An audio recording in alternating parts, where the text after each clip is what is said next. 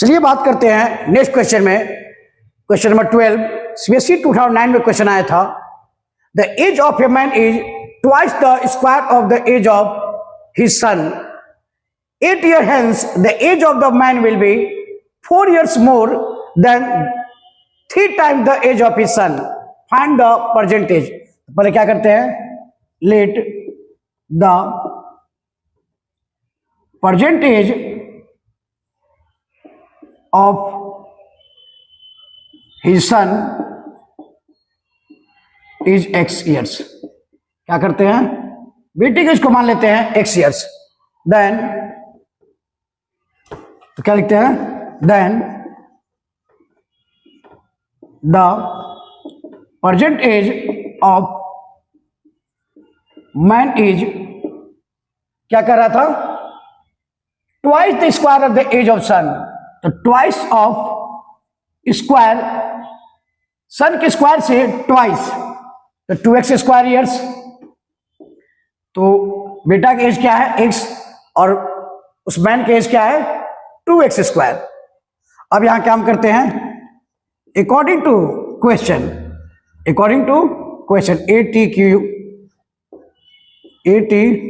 According to question कह रहा है क्या, 8 years hence। तो 8 years hence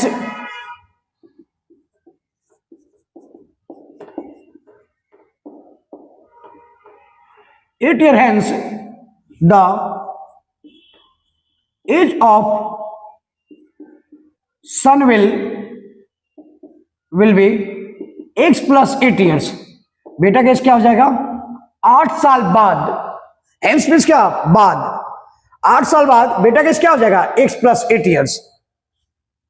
and 8 years hence the age of man will be, man का एज क्या है प्रेजेंट में 2x स्क्वायर प्लस 8 years। 8 साल बाद दोनों के एज में क्या होगा, 8 ऐड हो जाएगा। अभी से 8 साल बाद बेटा का एज भी 8 साल बाद बढ़ेगा, और 8 साल बढ़ेगा ना, और फादर का भी एज 8 years बढ़ेगा। तो x प्लस 8 प्रेजेंट एज में 8 ऐड कर दिए, दोनों को प्रेजेंट एज में 8 years ऐड कर दिया गया। अब कह रहा है क्या, the age of man will be 4 years more than 3 times the age of his son. यानी 8 years बाद जो फादर का एज है अपने बेटे के एज से 3 times से 4 ज्यादा होगा। तो क्या करते हैं, लिख सकते हैं 2x square plus 8 equal to 3 times of son age 8 years बाद, x प्लस 8 4 years मोर होगा। यही मैटर है, इसी वर्ड को समझना है। कह रहा था क्या, 8 years hence the age of man will be 4 years more than 3 times the age of his son।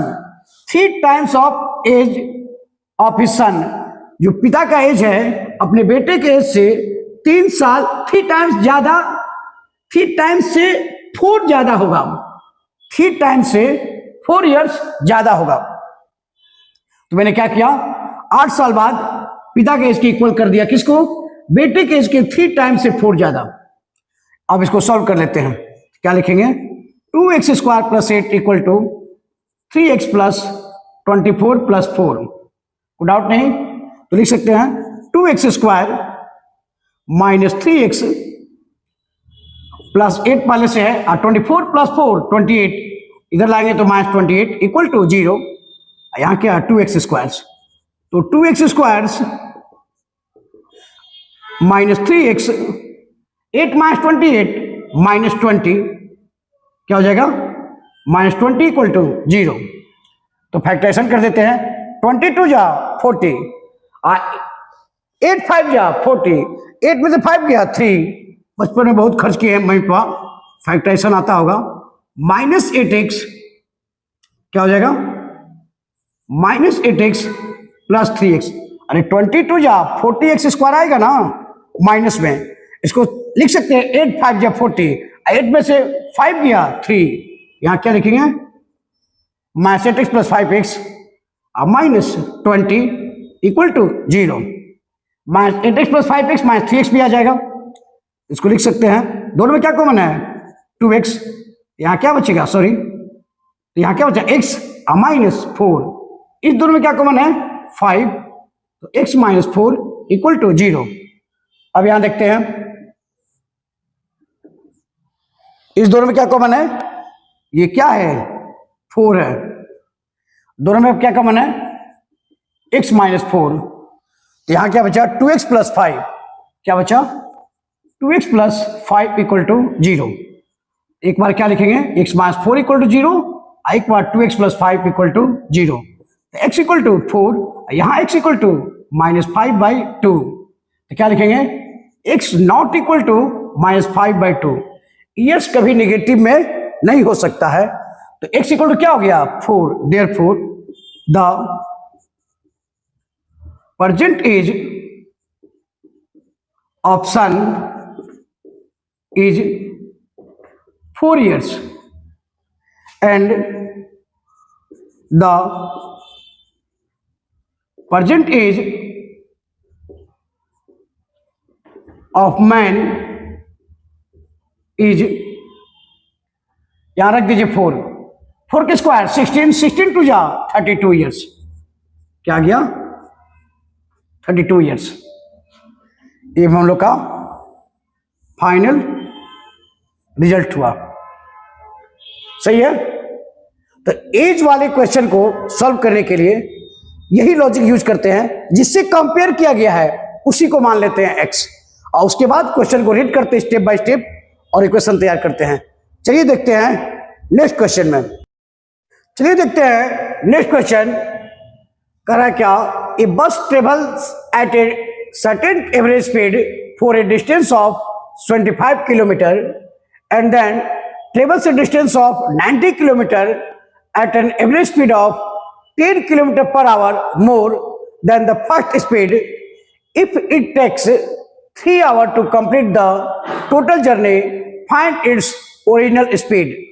कह रहा है कि कोई गाड़ी है, कोई गाड़ी क्या बस है, यहां एवरेज स्पीड से, किसी एवरेज स्पीड से चलता है तो 25 किलोमीटर जाता है, उसके बाद क्या करता है कि फिर 90 किलोमीटर चलता है, जो पहले जिस स्पीड से चल रहा था उससे 10 किलोमीटर स्पीड बढ़ा देता है, तब उसको टोटल जर्नी लगता है कंप्लीट करने में 3 आवर।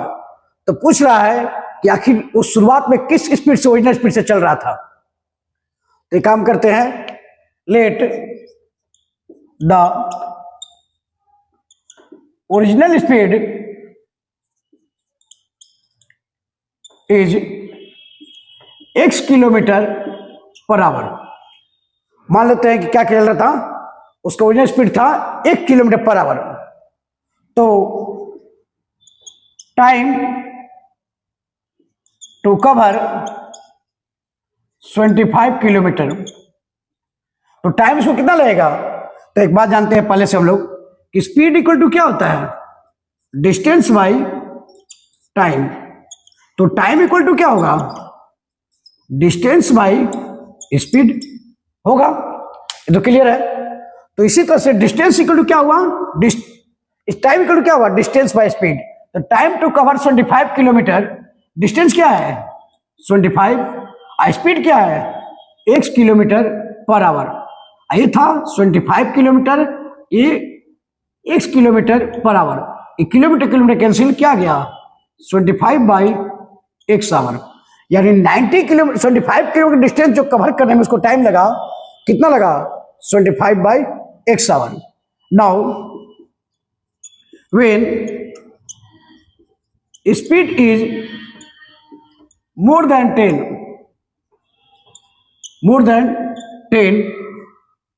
किलोमीटर पर आवर, तब स्पीड क्या हो जाएगा, when speed is more than 10 kilometre per hour, तो क्या हो जाएगा ये x plus 10 kilometre per our. पहले क्या था x, अब क्या हो गया, जब 10 किलोमीटर स्पीड बढ़ा देंगे तो क्या हो जाएगा x plus 10 kilometre per hour. तो 10 किलोमीटर पर आवर बढ़ाकर कितना दूर चलता है, 90 किलोमीटर चलता है। तो फिर लिखते हैं टाइम टू कवर,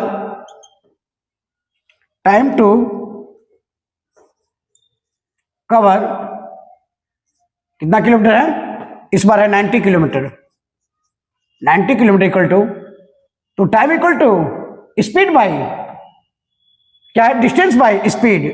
तो डिस्टेंस क्या है 90 किलोमीटर। अब स्पीड कितना हो गया है x plus 10 kilometre per hour. Kilometre kilometre cancel, तो ये क्या हो गया 90 by x plus 10 hour, 90 by x plus 10 our.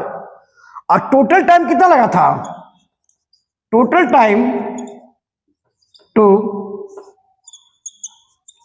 Complete the journey कितना था 3 आवर, 3 आवर टोटल टाइम लगा था 3 आवर।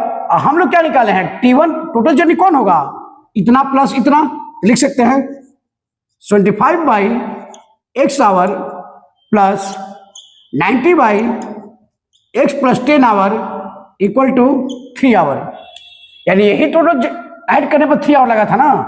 25 किलोमीटर का डिस्टेंस जो कवर किया था जिस स्पीड से, और 90 किलोमीटर का जिस स्पीड से कवर किया था, और जो टाइम उसको लगा था उसका टाइम, और प्लस 90 किलो कवर किया था उसका टाइम, दोनों ऐड करके क्या आना चाहिए था 3 आवर। अब क्या हुआ, आवर आवर दोनों में है, कैंसिल कर दिए, तो क्या मुझे मिला, एलसीएम क्या हो जाएगा x इंटू एक्स प्लस 10, यहां क्या हो जाएगा 25 into x plus 10 plus 90 into x equal to 3। इसका आवर आवर कैंसिल कर दिए, इक्वल टू 3। तो हम लोग इसको क्रॉस मल्टीप्लिकेशन कर सकते हैं। क्रॉस करेंगे तो क्या लिख सकते हैं, लैंग्वेज ज्यादा लिखना पड़ता है इसलिए स्पेस की कमी आ जाती है, यहां लेकिन हम लोग कैसे कर सकते हैं, तो लिखते हैं क्या, क्रॉस करेंगे तो क्या लिखेंगे 25 इंटू एक्स, स्पेस बनाते हैं यहां थोड़ा,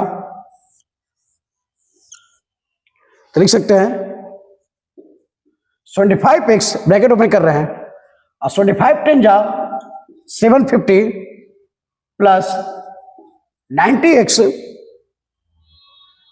होगा 90x equal to, cross multiplication कर देते हैं इसको इससे, तो क्या हो जाएगा equal to 3 into x, 3x square, 3 into x 3x square, और प्लस 3 10 जा 30x, क्या हो जाएगा प्लस 30x। कोई डाउट नहीं होनी चाहिए, डर है क्या कि कहीं आउटर में मत चला जाए। तो 3x into x 3x square, और 3x इंटू 10 30x, और इसको लिख सकते हैं क्या, इसको लिख सकते हैं 3x स्क्वायर प्लस 30x, इसको इधर आते हैं माइनस 90x, 90x लिखने पहले क्या कर सकते थे 90 प्लस 25 क्या हो जाता 165, तो माइनस 165x 90 प्लस 25 लिख सकते थे 125x और माइनस 750 इक्वल टू 0, लिख सकते हैं 3x स्क्वायर माइनस, यहां पे क्या हो जाएगा 165 माइनस 165x और प्लस 30x क्या हो जाता 125x, क्या 135 की क्या होगा 135x होगा, और माइनस 750 इक्वल टू 0।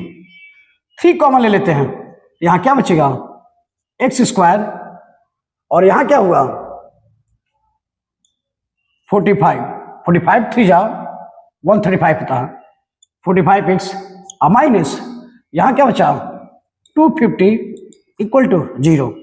कोई डाउट नहीं, ये डिवाइड में जाएगा तो क्या बचा यहां x square minus 45x minus 250 equal to 0।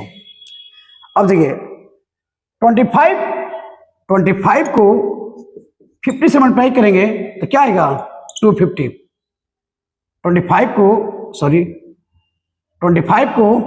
5 से मल्टीप्लाई कर देते हैं तो क्या आ जाएगा 25 और 50 750 होता, यहां पे नहीं, यहां क्या किया जाएगा 45x आ जाए, तो 250 को फैक्टरेशन कर दो, क्या लिख सकते थे 5 से 5 5 जा 25, 55 जा 250 होता। अब 50 में से 5 गया 45, लिख सकते हैं x square minus 50x plus 5x minus 250 equal to 0।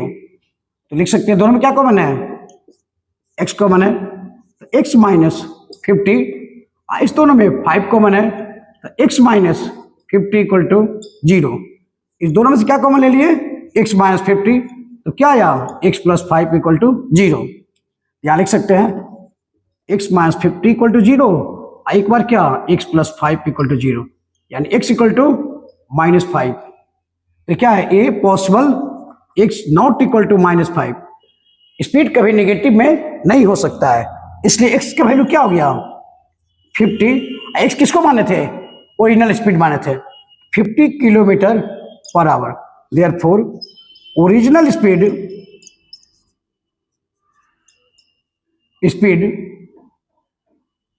Is 50 kilometre per our.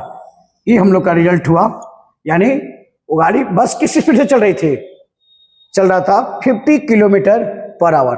कुछ नहीं किए, सिर्फ लैंग्वेज को कन्वर्ट किए इक्वेशन में, और उस इक्वेशन को सिंप्लीफाई कर दिए, हम लोग का रिजल्ट मिल गया। यानी बस का ओरिजिनल स्पीड था 50 किलोमीटर पर आवर। चलिए देखेंगे फिर नेक्स्ट, अभी और कंटिन्यू करेंगे क्वेश्चन को। तब तक के लिए नमस्कार, गुड नाइट। वर्ड प्रॉब्लम कोई ज़्यादा मैटर नहीं करता है, बशर्ते आप केयरफुल क्वेश्चन को पढ़िए, उसके बाद स्टेप बाय स्टेप सॉल्व कीजिए। चलिए, ऑल द बेस्ट।